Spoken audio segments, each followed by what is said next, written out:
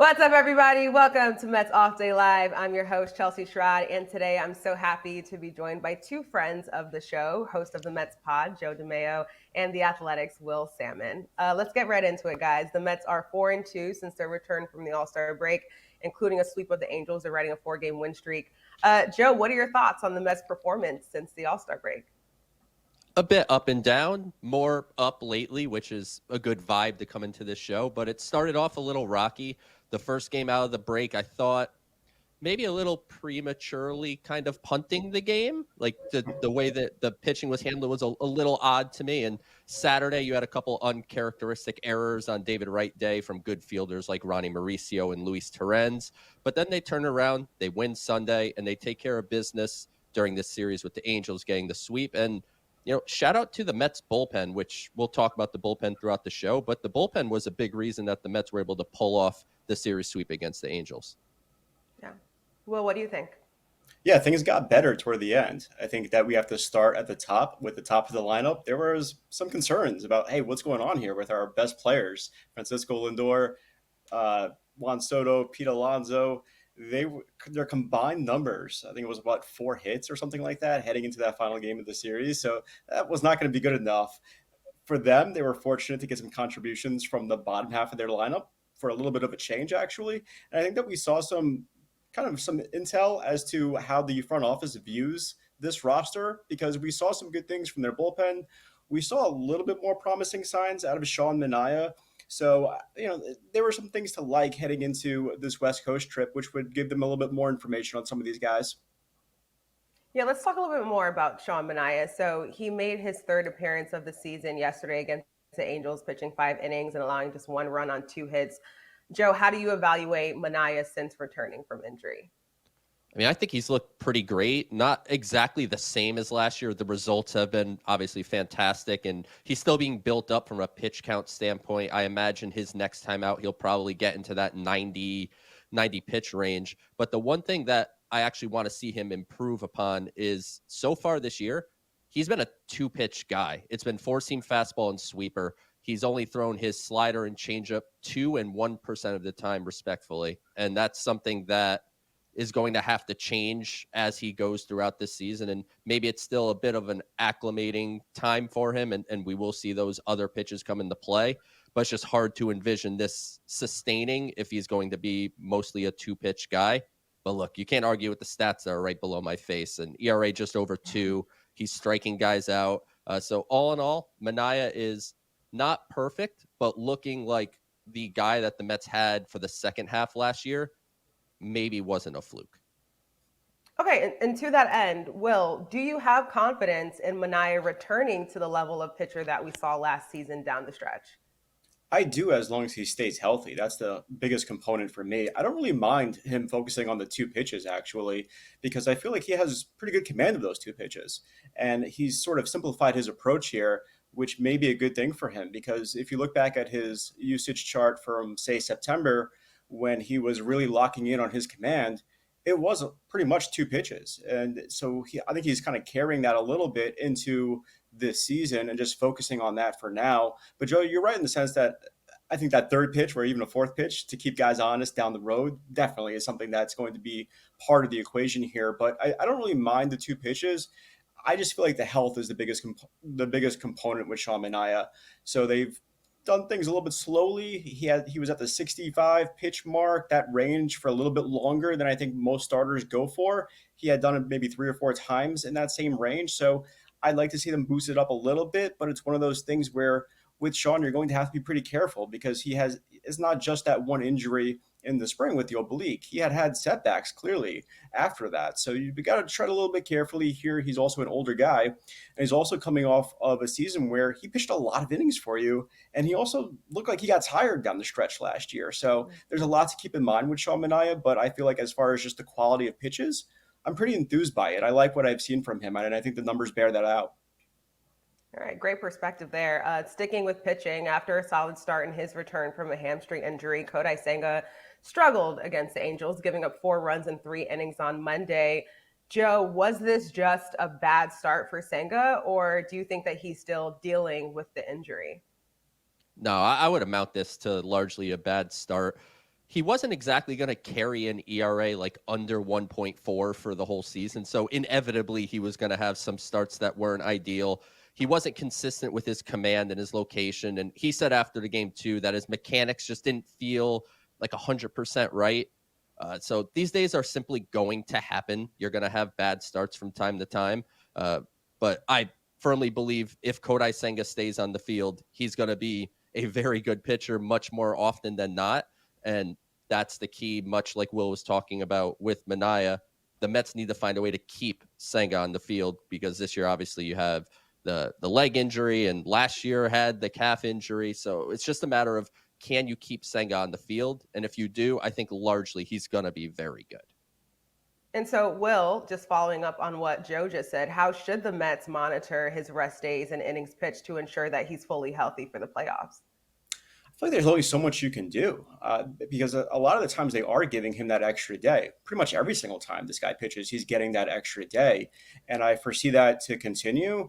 The days off in the calendar help them out a little bit so they don't necessarily have to go to a sixth starter right away here. I'm sure they will eventually when they need to, like we saw in the first half of the season. But with Kodai Senga, I feel like you just got to have the shackles off a little bit more or as much as you can, because at some point you're asking this guy to be one of your top 2-3 starters, and that means giving some length here and going into the sixth inning and being that guy a little bit more consistently. So I think that's a big part of why things are the way they are with their bullpen, is because of David Peterson's been that only guy, and it's not supposed to be that way. Like, they're supposed to get this from Sean Manaea, they're supposed to get it from Kodai Senga. So you don't want to be reckless here, but I think that eventually you're going to have to ask Kodai Senga to be that guy for your pitching staff, and he's talented enough to be that guy. I was pretty shocked that he had a bad start. He almost never has bad starts. So, first inning aside, like, he's always a little bit rocky in the first inning, which is a story for a different day, I guess. But, that start the other day just kind of surprised me because we're not used to seeing that. So, not that it was alarming by any sense. I mean, it's going to happen, like Joe said, but it's just to say that this guy is really, really talented, and they're going to need to count on him to provide a little bit more on the inning side of things once he gets his legs underneath him. Yeah, because you don't want to continue to put more stress on your bullpen. And speaking of innings, Clay Holmes is quickly approaching the innings limit he set before the season. I believe it's about 160 innings. He's at about just over 108. Andy Martino recently wrote for SNY.TV that while moving Holmes to the bullpen isn't a plan for the Mets, it's not entirely out of the question. So, Joe, do you think that the Mets will ultimately need to move Holmes to the bullpen? I think it's an inevitability more likely than not, but I think there's a lot of people that are like, oh, the Mets should just go trade for a starter and then shift Clay Holmes to the bullpen. I don't think it's necessarily that case. And I know there's the old school, like, you should only go up blank amount of innings a year and all these type of things. But the Mets are going to handle Clay Holmes with how he's feeling and how the stuff plays. We have technology nowadays that could tell you if stuff is regressing or if things aren't being the way they should. And then Clay Holmes needs to ultimately be honest with the Mets about how he feels. But if you look down the road, getting towards the playoffs and the end of the season, Clay Holmes is probably not going to be in a Mets playoff rotation, at least certainly not the early rounds where you only utilize 3 starters. So if that's the case, he's going to play a role out of the bullpen. And as you mentioned, Chelsea, that innings count of 160 is still like a decent amount away, but it'll sneak up quick if he keeps starting. So I think at some point the move to the bullpen is probably going to happen. I just don't think that's necessarily imminent. No, I think that's a great point. Will, do you think that the Mets can preserve his innings while keeping him a starter, or would that put too much strain on the relievers? We just talked about not trying to put too much stress on the pen. Can they keep Holmes as a starter? Imagine by design going 3 innings, right? Like, that's it almost sounds crazy, but I wouldn't put it past them to do that eventually, because like we're talking about, this is not somebody that they signed thinking that he was going to go give them 6-7 innings, especially not at this time of year. So they had the idea in mind of like, okay, we were encouraged by what Luis Severino, for instance, gave us after missing all that time heading into last season and the amount of innings that he provided the Mets. So they liked what they were able to do from a health component there, and they saw Clay Holmes a little bit in a similar sense. That said, if he regresses a little bit, if he shows signs of fatigue further fatigue or just show signs of regressing from a performance base, they're going to have to consider it. And I think that you could monitor his innings, though, while also starting him and not necessarily moving him completely to the bullpen, because this is also a little bit of a long-term thing for Clay Holmes, right? Like, you don't want to go back and forth with this guy. This is somebody that you signed to be a starting pitcher. You told him he was going to be a starting pitcher. He came here because he wanted to be a starting pitcher. And it's a little bit weird to kind of back away from that, even though there is a team need. I'm not saying that it's all up to Clay Holmes, but it's part of it, right? It has to be this kind of conversation. He has to be part of this thinking and this sort of plan to kind of be on board with whatever his role is going to be. And I just bring that up because it's something that they have to consider as part of their future. This was a guy that's looked to be a starting pitcher, is supposed to be a starting pitcher next year, has already made a lot of progress, mind you, with the volume. So you don't want to just completely backtrack on that. So there's a lot at play here. I do think, though, to wrap it up, that 3 innings of a start, they can look to do something like that, 3, 4, 5 innings max kind of thing. And then maybe it sort of depends on what your rest of the pitching staff looks like. If you're utilizing those young guys that David Stearns talked about, or maybe you're bringing somebody else in differently to absorb those innings. And speaking of the rest of the pitching staff, I want to get both of your perspectives on this, but I'll start with you, Joe. How confident are you in the Mets pitching staff as it currently stands? I think Will brought up a good point there about Holmes, just to follow up on that really quickly. Those young pitchers, Brandon Sproat or Noel McLean, someone like that, I think that could fit as like a piggyback type of scenario, maybe behind Clay Holmes. But overall on the staff, my confidence in the talent of the Mets starting rotation is probably like a 7 out of 10. I feel good about the talent in the rotation, but now there's questions about the health of Sean Manaea, the health of Kodai Senga, how many innings are left for Clay Holmes, and how you're going to kind of work him out over the last couple months of the season. Frankie Montas has a history of injury, and he missed obviously a bunch of time earlier this year.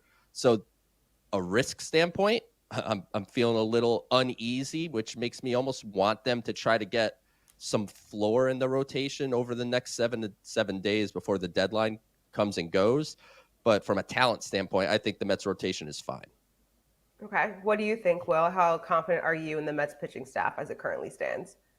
So I'm a little bit more confident than I was a few weeks ago. And part of my confidence, my increasing confidence, is actually it has to do with AAA and not necessarily the major league level, although that's part of it as well for me. But in AAA, Brendan Sproats looked very good recently. And I think that when you look at the Mets depth and you say to yourself, who would be next if an injury happens or if they need to utilize another starter, it could be at this point Brandon Sproat or Nolan McLean. And I feel a lot better about those chances than I did a few weeks ago. And Brendan Sproat has pitched a lot better a few weeks ago. And I don't think that's a coincidence as far as my thinking on that and his performance. I think it's together that has led me to think that. So that's part of it. And also just, I really like what I saw from Sean Manaea as well. I do feel like he's on the upswing. And if Kodai Senga could get right and give them the innings that he's supposed to be giving them, you do have a lot to feel good about. I'm a little bit surprised that my reporting has told me that they're not really looking for that mid-tier or that back-end starter to, like you said, Joe, give them a little bit of a cushion. But at the same time, I believe that it's because of what they have in AAA, which looks a lot better than it did a few weeks ago. Okay, Will, coming back to you. With Jose Butto and Brooks Raley returning to the bullpen, they have more depth, but the Mets likely need another arm in there. Are there any names that you think the Mets will target?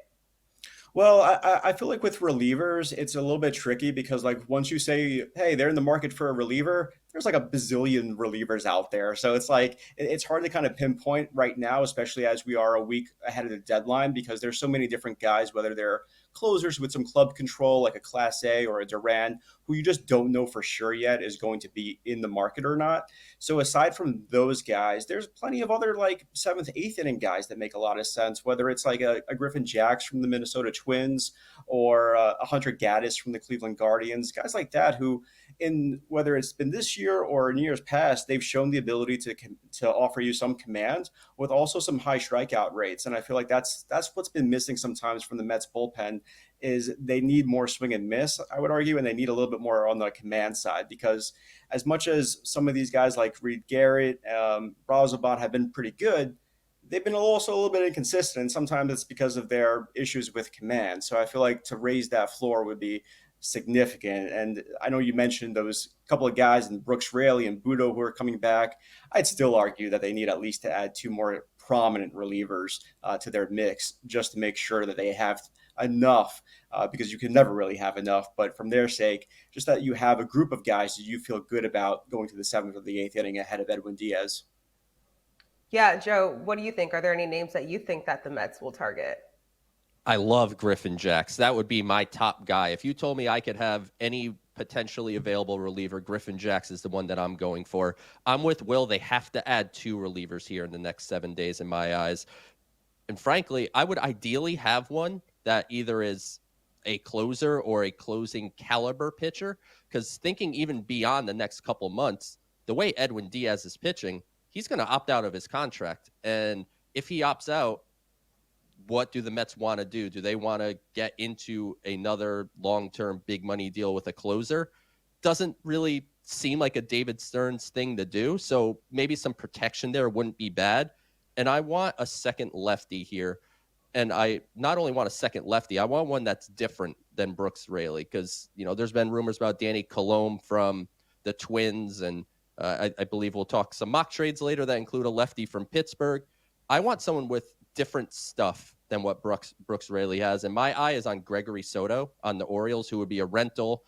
He's had some postseason success. He's certainly been around a little bit, but that's a hard-throwing strikeout type of pitcher, and I think fits kind of Will's point that the Mets need some more swing and miss in the bullpen. And then the byproduct of that is it shifts Reed Garrett down. It shifts Ryan Stanek down. It shifts Huascar Brazoban down. And then the bullpen, frankly, if you told me they got Gregory Soto and Griffin Jacks, for example, I think the Mets would have an incredibly strong bullpen. Okay, yeah, definitely lots for the Mets to consider and lots for us to monitor over the next 7 days ahead of the trade deadline. But like the infamous saying goes, guys, the best ability is availability. And so they're definitely going to need those arms down the stretch, especially in the playoffs. Okay, so we talked pitching. Let's talk hitting now. Francisco Alvarez returned to the team after dominating in the minors in 2 games back. He's shown glimpses of his potential, including a key 2-run homer in Tuesday's 3-2 win. Joe, how was Alvarez able to find his rhythm at the plate in AAA? He went down there. Of course, you're facing AAA pitching, which helps at least a little bit. But I noticed he was getting back to kind of his old mechanics that worked when he was coming up and he was a top prospect. Opened his stance just a little bit. His hand placement was a little bit different. And you saw him putting power to all fields. And one of the things that I think maybe is not talked about enough, when he fractured the hamate bone in spring training, one of the things when you hurt your hamate bone, it takes power a while to actually come back. So this might just be Francisco Alvarez actually being healthy from it. And then he is a guy that rides on confidence and swagger. Like you could tell before the Mets sent him down, whether it was that sort of little league play where he randomly threw the ball to second base against Atlanta instead of doing any other option in that rundown. It seemed like he was in his own head, both at the plate and at the plate as a hitter, and then behind the plate as a catcher. Now I think he's coming with a little more confidence, and it's 2 games, so I'm not here to say Francisco Alvarez is officially back, but if he is 85% of what we were hoping, or 90% of what we were hoping Francisco Alvarez would be, that's a major factor for the Mets in the second half as they look to lengthen their lineup. Yeah, I was saying that during his time in AAA, it did kind of feel like he got his swagger back in a way. And he kind of looks like he's just being more present at the plate and not really overthinking. Will, so how can the Mets ensure that Alvarez maintains his confidence at the plate, especially in high pressure situations? Yeah, as corny as it may sound, at the risk of sounding pretty corny, just reminds him that being himself is good enough. Like, just be yourself, because that's a pretty good player if you're just Francisco Alvarez and you're not really trying to worry about being like this perfect hitter and whether or not like that was the right take or swinging at such and such pitch. Like, you don't want him to get crazy here, but like the slugger that we saw as a rookie is probably pretty good enough for this particular lineup, because you're not asking him to do a whole lot. Like, the power that he provides, I don't care how much he strikes out. Personally, I think that like his ability to consistently access that power that's probably going to be the most important thing for them. And yes, you want him to put together at bats, but like you just want him to feel good about what he's doing. And the results help there. So I think it was critical that he got off to a really good start in the major leagues. But he came here in a pretty good space. I think that the coaching staff in AAA and the Mets development staff did a lot of work on this guy to kind of help him get to where he is right now. And he wanted it as well, which is important to say, because David Stearns would have given him a couple of days to kind of get his head right and to kind of just, forget about getting demoted or whatever. He didn't need it, or he didn't want it, Francisco Alvarez. He went right to work. And I think it's worth mentioning that, because this is somebody that didn't sulk and that just focused on what he wanted to improve. And for him to just be at this spot, I think it's huge for the Mets. And all they really need to do is remind him that it's good enough, because that type of player is pretty much exactly what they need. A little bit of power toward the bottom of their batting order. I didn't think that was corny, but I do appreciate. I appreciate that, Chelsea. If you consider it corny, but it is as simple as that. Will, let's switch gears to Brett Baty. He has a 1.166 OPS over his last 6 games. That is the highest on the team. So, Joe, is Baty slowly winning the everyday third base job with his bat and his glove? If you want to even stretch it out, go back to June 24th, so exactly a calendar month. Baty's hitting 290 with an 852 OPS over that period of time. So to me, Baty has earned everyday playing time somewhere, whether that is third base or second base, because as we know, the Mets will deploy Ronny Mauricio sometimes at third. They'll deploy Mark Vientos sometimes at third. But Baty, this is just a guy that the trials and tribulations that he's been through, up and down, struggles here, success at AAA, he looks confident. He looks comfortable. He's putting together professional at bats. He's turning on inside fastballs. Like, this is the Brett Baty that I think a lot of people were hoping that the Mets were going to get. But the other side of the coin here is that he's had hot stretches before, and then it's kind of fallen off. So now it's a matter of finding more consistency. But with these young players, what I think the Mets ought to do is just try to ride hot streaks with any of them. So Mauricio was hot for a little bit, like a month ago. He got everyday playing time. He cooled down. Baty heated up, and he took over the everyday playing time. So I think that's probably the best way to approach it. Okay, so you believe that Baty has earned everyday playing time. Will, Yeah. You mentioned the other infielders. Could any of these 3 players become trade targets at the deadline? What do you think of Mauricio, Vientos, or Baty? They all appeal, and I'd even throw in Luis Angel Acuna in there as well, because they all appeal to other teams for a variety of different reasons, and it sort of depends what that other team needs as far as, which one you want to put 1, 2, 3, or 4.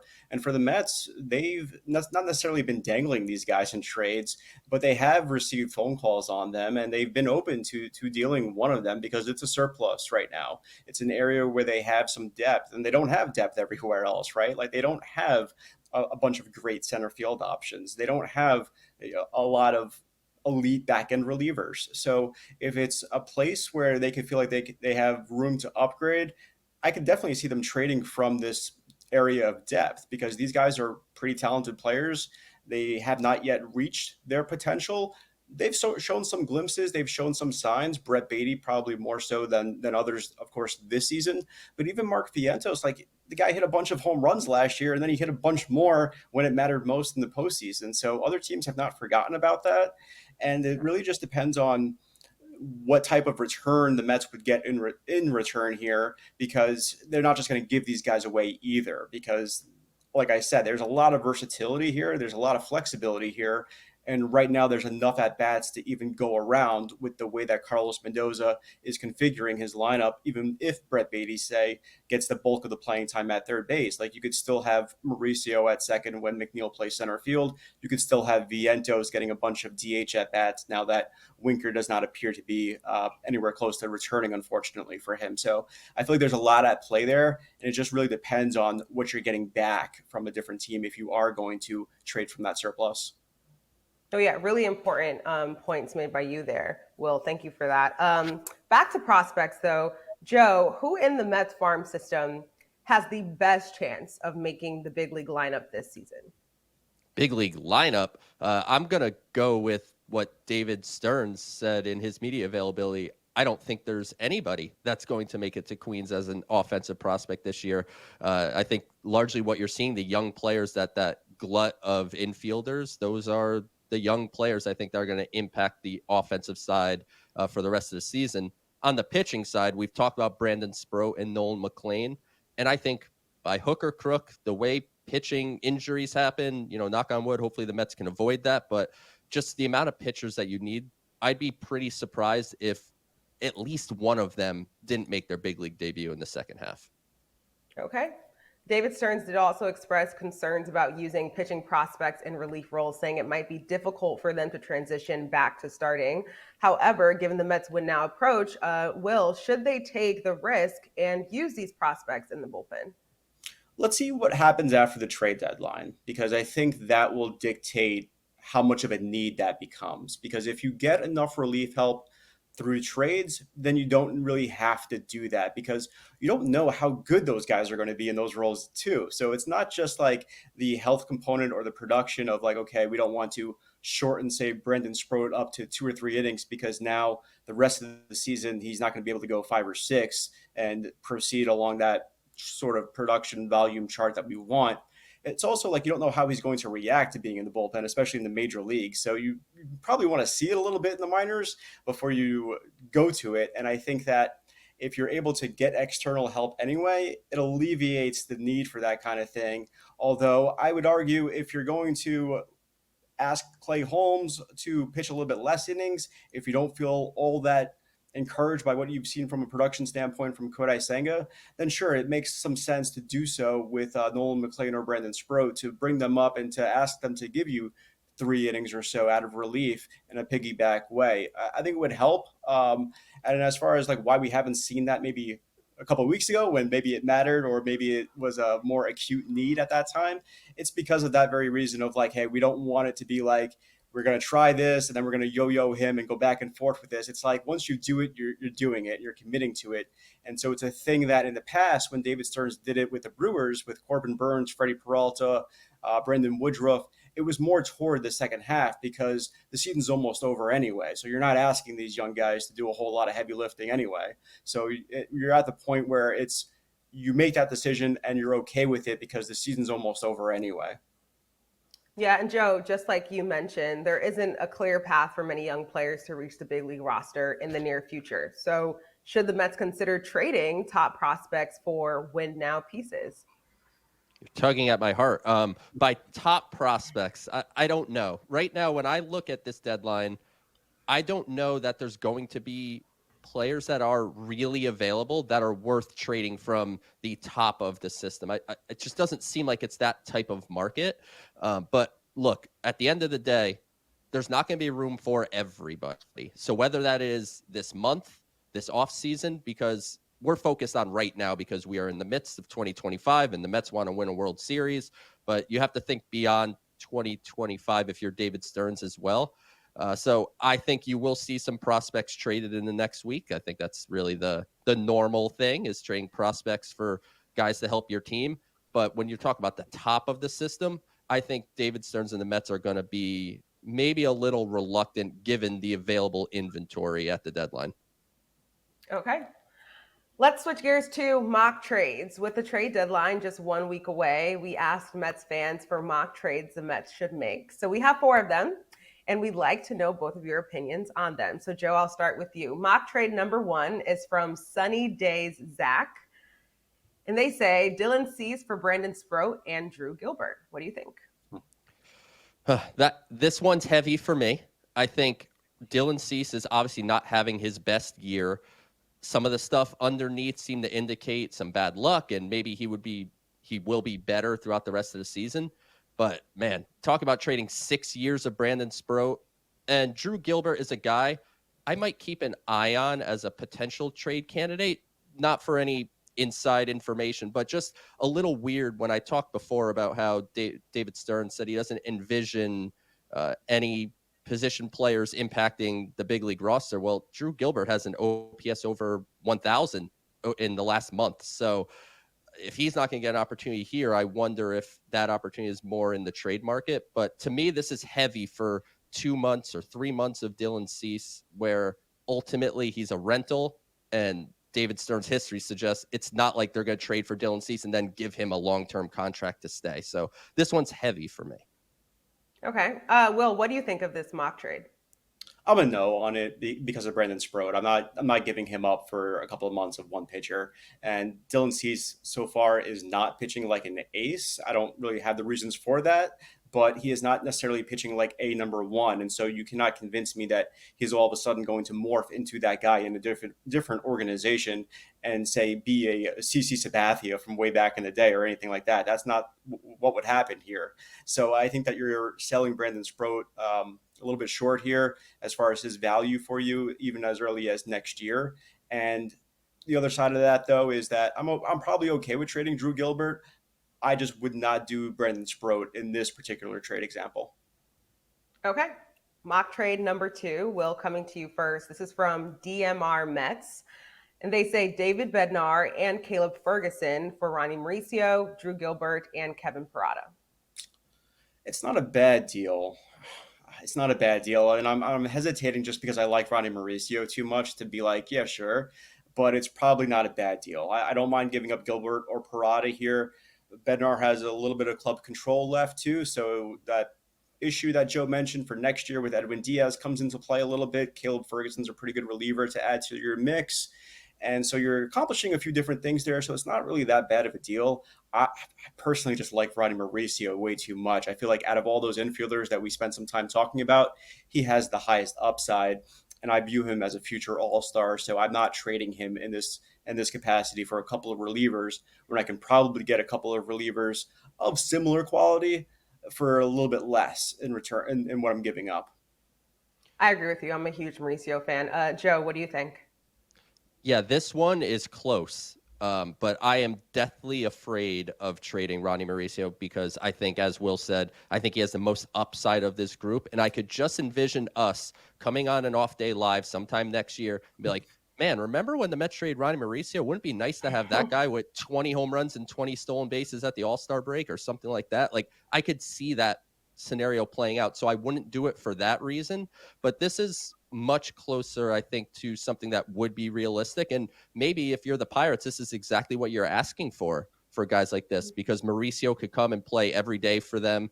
Frankly, Drew Gilbert's probably a guy they could call up and play in right field tomorrow, right? Like they're playing Tommy Pham out there. So I think this is maybe a realistic one, but maybe I'm a coward and I just don't want to trade Ronny Mauricio. I mean, we're also going to have to check back in this time next year to see if you're actually psychic, Joe. Yeah. We'll see if that actually happens.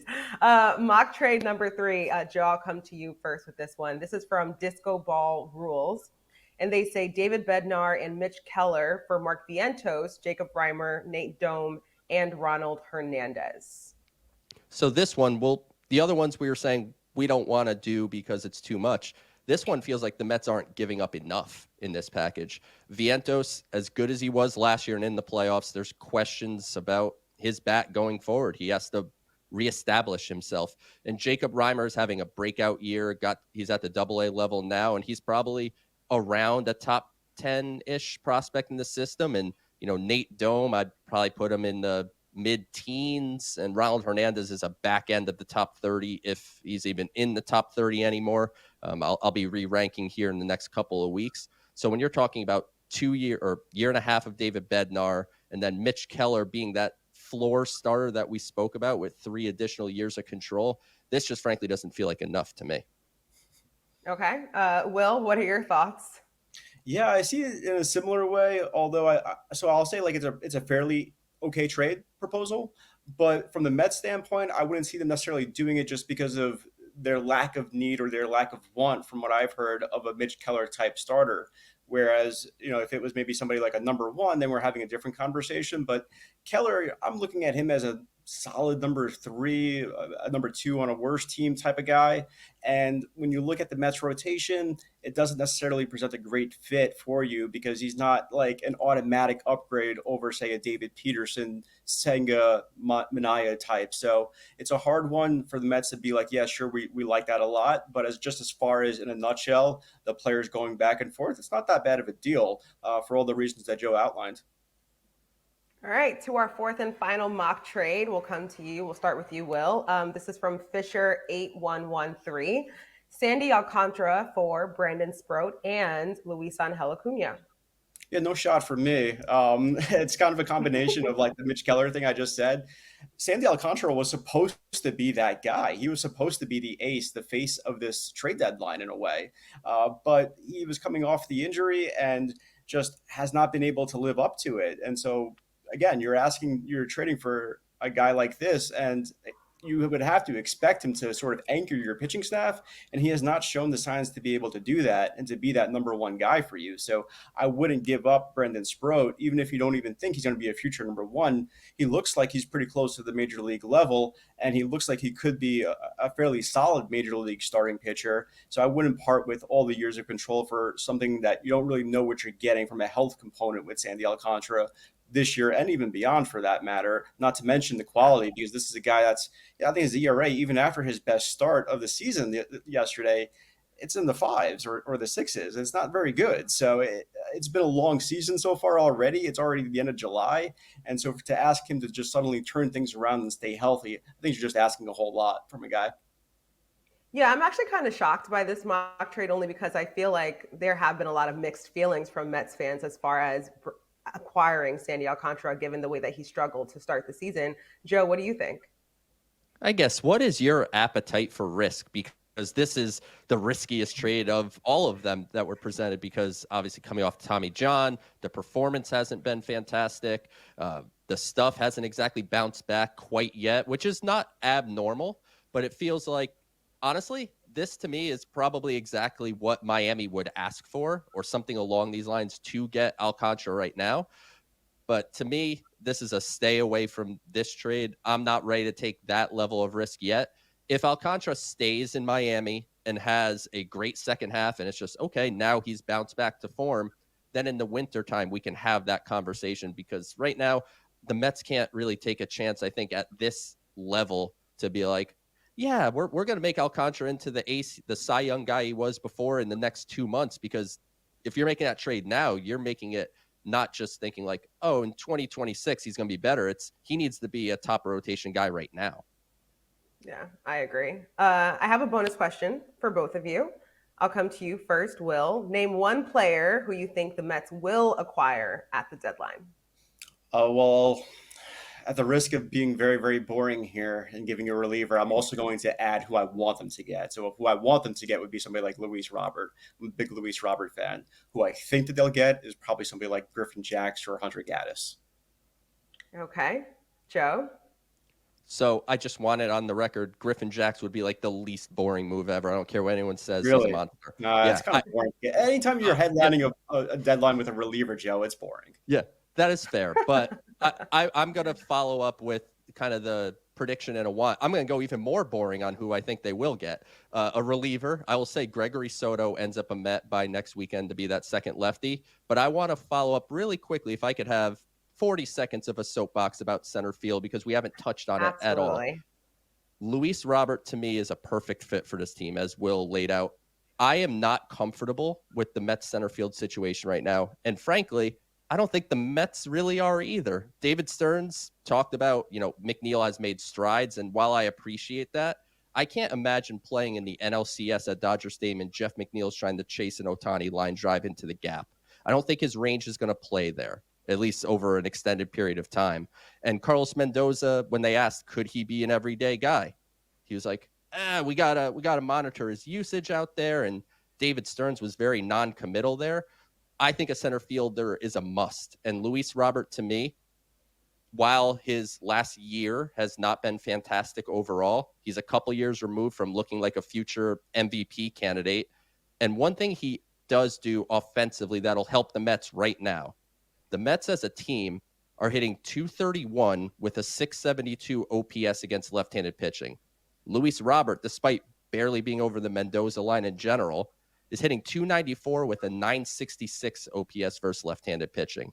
I don't think the Mets can realistically go into the rest of the season in the playoffs and say our offense is fine the way it is. So I want to see Luis Robert brought in, and I don't think it's going to cost you anything near the top of your system. So to me, it's a perfect like risk reward, potentially huge boom for the Mets.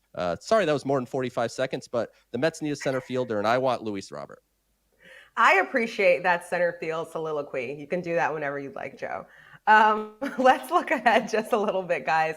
The Mets head to the West Coast to face the Giants and the Padres. Will these next 6 games affect how the Mets front office views the roster and the moves that they need to make? How important are these next 2 series? I don't think it will change things considerably because at this point you sort of know what you have. It's not like they're waiting on somebody to come up from the minor leagues and see, okay, is this guy going to make an impact for you? That's not really the case here. Their roster has been pretty set for a while, and they've seen enough, I think, from their roster to understand where they need to upgrade. If it's one area that my eyes will be on beyond the bullpen, it will be center field, just because I'm in agreement with Joe on you could make a strong case for that being where they're probably the worst at, the Mets right now, when you look at their entire season, and also where they could actually upgrade. And so David Stearns has talked about having that bar to clear when it comes to center field. For me, I look at it as, okay, you're getting pretty good defense from Tyrone Taylor. You're getting a pretty solid bat with Jeff McNeil, but you could move Jeff McNeil back to second base if you add somebody like a Robert. And to Joe's point about the cost, for the Mets system, you're not going to have to part with the top of your system for that because your system is that deep. The only sort of concern I have there would be other teams, like what other teams are able to present to the Chicago White Sox, because the Mets are not the only team that would be looking for a center fielder. And everybody knows that Luis Roberts' upside is probably the highest among the center fielders that are probably going to be available. Joe, does anyone on the team have something to prove in the coming week? And really quickly on the center field and the McNeil of it all, one thing I forgot to mention in my soliloquy was the byproduct of keeping Jeff McNeil in center field means you need 2 of those young infielders to be playing at a high level every single day. So if that's, to me, that is a little too much risk for my flavor. And, David Stearns, just go get Luis Robert. It's going to cost you a little something. Just go do it. But as far as anyone that I think needs to prove anything to prove in the coming week, I'm just going to keep my eye on Francisco Alvarez. It was a great start. The first 2 games looking the way you want him to, but let's see that go over the next week and continue forward, because if Francisco Alvarez can become that number 5 or number 6 hitter in the order, that's a huge boon to what the Mets could do as they look to push to win the NL East and then obviously, hopefully, a deep run into the playoffs. Yeah, I mean, we've been preaching this till the cows come home. Consistency is key for the young Mets. That'll do it for us here on Mets Off Day Live. Next week, we will have a trade deadline special on July 31st with Andy Martino and Jim Duquette at 3 p.m. as the deadline closes. For Chelsea Sherrod, for Joe DeMayo, for Will Sammon, thank you so much for joining us. Guys, always a pleasure to do this with you, and we will see you on the next Off Day.